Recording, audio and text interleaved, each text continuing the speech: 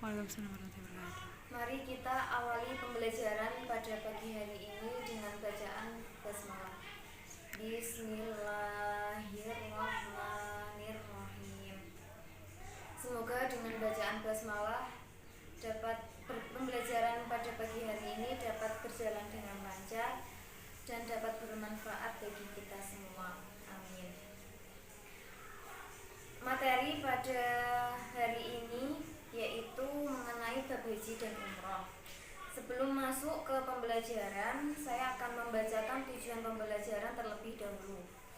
Yang pertama, siswa dapat menerima bahwa nilai-nilai ibadah haji dan umroh adalah salah satu syariat Islam. Yang kedua, siswa dapat menanamkan ukhuwah Islamiyah. Yang ketiga, siswa dapat menumbuhkan rasa tanggung jawab dan kedisiplinan melalui haji dan umroh. Yang keempat, siswa dapat menjelaskan pengertian dan dasar haji dan umroh.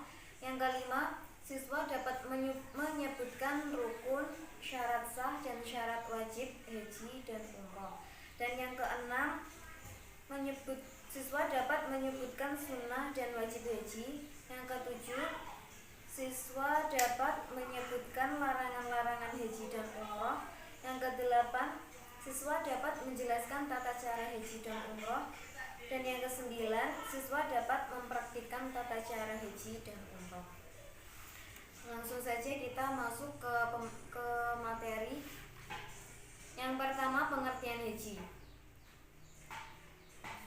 Secara syariat, haji berarti menyengaja mengunjungi Mekah untuk melaksanakan ibadah tawaf, sa'i, wukuf di Arafah, dan manasik-manasik haji yang lainnya dalam rangka menunaikan perintah Allah dan mengharap ridhonya. Selanjutnya, rukun haji. Rukun haji ada 6. Yang pertama, ihram. Kedua, wukuf di Arafah. Yang ketiga, tawaf. Keempat, sa'i. Kelima, tahallul. Dan yang keenam, tertib. Untuk rukun haji yang pertama yaitu ihram. Ihram yaitu berniat memulai ibadah haji dengan niat hanya karena Allah Subhanahu wa taala. Ihram kedudukannya itu sama dengan takbiratul ihram dalam sholat. Ihram wajib dilaksanakan di miqat zamani maupun di miqat makani. Untuk niat ihram sendiri yaitu nawaitul hajja wa ahramtu bihi lillahi ta'ala. Bagi orang yang ihram harus menjaga kebersihan pakaian ihram dan memakai harum-haruman baik badan maupun pakaian, serta memperbanyak membaca bacaan talbiyah. Pakaian ihram bagi laki-laki yaitu pakaian yang tidak berjahit. Pakaian ihram bagi laki-laki itu biasanya 2 helai kain. Untuk perempuan yaitu pakaian yang menutup seluruh badan kecuali muka dan telapak tangan. Pakaian ihram tetap dipakai hingga tahallul pertama sambil tetap memelihara dari hal-hal yang diharamkan atau muharramat. Rukun haji yang kedua yaitu wukuf di Arafah. Wukuf di Arafah artinya tinggal di padang Arafah mulai tergelincirnya matahari pada tanggal 9 Dzulhijjah sampai terbitnya fajar pada tanggal 10 Dzulhijjah. Wukuf di Arafah merupakan salah satu rukun yang sangat diutamakan. Bahkan orang yang karena suatu hal tidak dapat melakukan wukuf di Arafah, selain hajinya tidak sah, hajinya juga harus diulang kembali pada tahun berikutnya dan juga mendapat denda yaitu membayar dam dan wajib memotong seekor kambing. Selama melakukan wukuf di Arafah, hendaklah tetap memelihara kesucian secara sempurna dan dianjurkan untuk menghadap kiblat, memperbanyak zikir, berdoa, dan dengan khusyuk dengan mengangkat kedua belah tangan. Selanjutnya tawaf. Tawaf yaitu mengelilingi Ka'bah selama 7 kali putaran. Syarat-syarat sah tawaf: yang pertama, suci badan, pakaian, dan tempat dari hadas besar maupun hadas kecil. Tawaf sama halnya dengan sholat, yaitu wajib menutup aurat. Syarat sah yang kedua yaitu menyempurnakan keliling Ka'bah 7 putaran.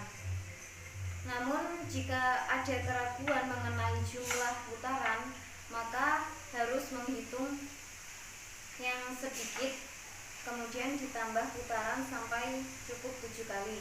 Jadi misalnya saat saya tawaf pada putaran ke-6 saya ragu tadi apakah udah 7, maka kita harus yakin bahwa itu baru 6, lalu kita tambah agar sempurna menjadi 7. Syarat sah yang kedua yaitu dimulai dari Hajar Aswad dan berakhir di Hajar Aswad pula. Yang keempat, Ka'bah berada di sebelah kiri orang yang tawaf. Jadi Ka'bah itu berada di sebelah kiri kita saat kita mau memulai tawaf. Yang kelima, dilakukan di luar Ka'bah tetapi masih berada di dalam Masjidil Haram. Untuk rukun haji yang keempat yaitu sa'i. Sa'i yaitu lari-lari kecil dari Bukit Sofa ke Bukit Marwah. Untuk syarat sah sa'i, yang pertama, sa'i dilaksanakan setelah tawaf. Yang kedua, dikerjakan 7 kali perjalanan. Yang ketiga, dimulai dari Bukit Sofa dan berakhir di Bukit Marwah. Untuk perjalanan Bukit Sofa ke Marwah dihitung 1 kali perjalanan, gitu pula ke Marwah ke Sofa dihitung 1 kali perjalanan. Nah, untuk bacaan talbiyahnya pasti kalian sudah tahu kan? Nah, mari kita baca bersama-sama bacaan talbiyah. Labbaik Allahumma labbaik, labbaik la syarika laka labbaik, innal hamda wan ni'mata lak wal mulka la syarika lak. Yang kelima yaitu tahallul atau mencukur rambut. Tahallul adalah cara mengakhiri atau keluar dari ihram.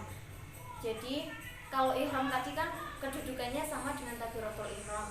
Nah, kalau tahallul ini kedudukannya itu sama dengan salam. Salam pada waktu mengakhiri sholat. Tahallul dilakukan setelah sa'i. Caranya dengan memotong rambut sedikitnya 3 helai. Bagi laki-laki sunat mencukur rambut sampai habis atau botak ya.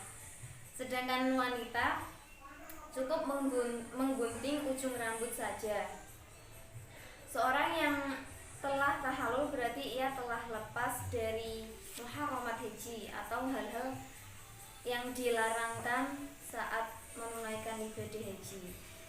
Untuk rukun haji yang berikutnya, yang terakhir yaitu tertib atau urut. Tertib itu artinya berurutan, jadi nggak boleh tidak berurutan.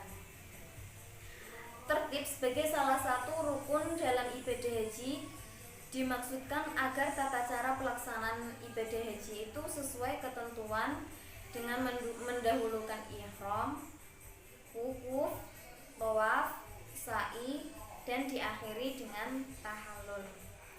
Selanjutnya wajib haji. Wajib haji adalah amalan-amalan dalam ibadah haji yang wajib dikerjakan, tetapi sahnya ibadah haji tidak tergantung kepadanya. Namun apabila amalan-amalan itu ditinggalkan, maka wajib mengganti dengan membayar dam atau denda. Wajib haji yang pertama yaitu berihram dari mikot. Ihram dari mikot artinya berniat haji atau umroh dari mikot, baik mikot zamani maupun mikot makani. Mikot zamani itu ketentuan batas waktu untuk memulai ihram. Sedangkan mikot makani itu batas tempat memakai wajib haji yang kedua yaitu bermalam di Musdalifah, yang dilakukan setelah wukuf di Arafah. Nah, saat di Musdalifah disunahkan untuk memungut batu-batu kecil untuk melontar di Mina, yaitu melontar jumroh. Untuk wajib haji yang selanjutnya tawaf wada, yaitu tawaf perpisahan. Tawaf wada merupakan kewajiban terakhir yang dilakukan oleh orang yang menunaikan ibadah haji dari luar kota Mekah yang hendak meninggalkan kota Mekah.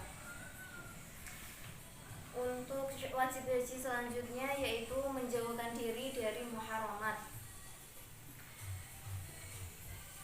Jadi untuk menjaga kesucian ibadah haji, hendaknya pada saat menunaikan ibadah harus meninggalkan dan menjauhi hal-hal yang diharamkan atau yang dilarangkan agar ibadahnya diterima Allah dan mendapat haji mabrur.